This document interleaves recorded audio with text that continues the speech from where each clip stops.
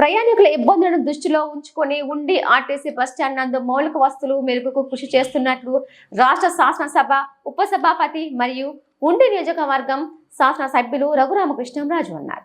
ఉండి బస్టాండ్ నందు 25 లక్షల రూపాయల వ్యయంతో చేపట్టనున్న సీసీ రోడ్ నిర్మాణానికి రాష్ట్ర శాసనసభ ఉపసభాపతి మరియు ఉండి నియోజకవర్గం శాసనసభ్యులు కనుమూల రఘురామకృష్ణంరాజు, జిల్లా కలెక్టర్ చదలవాడ నాగరాణి సంయుక్తంగా శంకుస్థాపన చేశారు.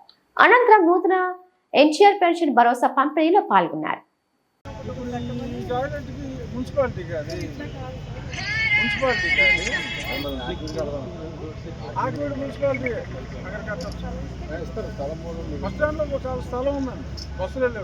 మన మెయిన్ సెంటర్లో అదే కాంప్లెక్స్ అనుకుంటాం. మెయిన్ రోడ్ మీద వెళ్ళిపోతున్నారు. అది ఎంట్రన్స్ లో అక్కడక్కడ ఆక్యుపేషన్లు వచ్చి తీసేవారు. చాలా వరకు ఆ బస్సు వెళ్ళటానికి అడ్డంకులు క్రియేట్ చేస్తారు ఆక్విడ్ రోడ్. సో అవన్నీ తీసి కొంచెం అదే అది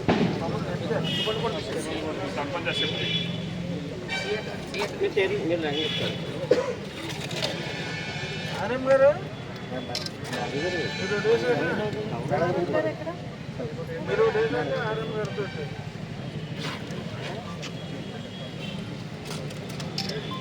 వాళ్ళ పాత్ర కూడా ఉండి బస్ స్టాండ్లో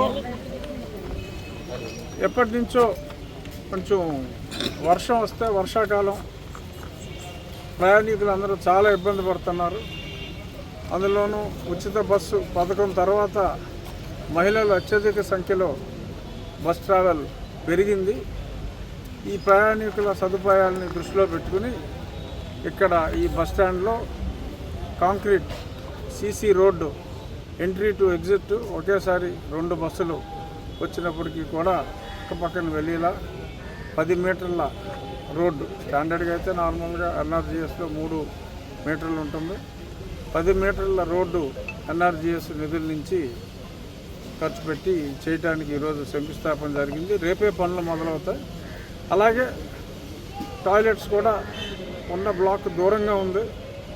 రాత్రి వేళల్లో మహిళలకు చాలా ఇబ్బంది పడుతున్నారు కాబట్టి మెయిన్ బస్ డిపోగా ఆనుకునే ఈ టాయిలెట్స్ నిర్మాణం కూడా చేపట్టారు.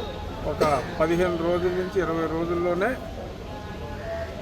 టాయిలెట్స్ బ్లాక్తో పాటు బస్ స్టాండ్ మెయిన్ బిల్డింగ్ని కూడా ఆధునీకరించి ఈ రోడ్ కంప్లీట్ చేసి ప్రారంభించాలనేది టార్గెట్. ఒక 1 వీక్ అటు ఇటు అయినా సరే సంక్రాంతి నాటికి ఖచ్చితంగా వచ్చే ప్రయాణికుల రద్దీకి అనుగుణంగా ఈ బస్టాండ్ని ఉండి బస్టాండ్ని అభివృద్ధి చేస్తాం.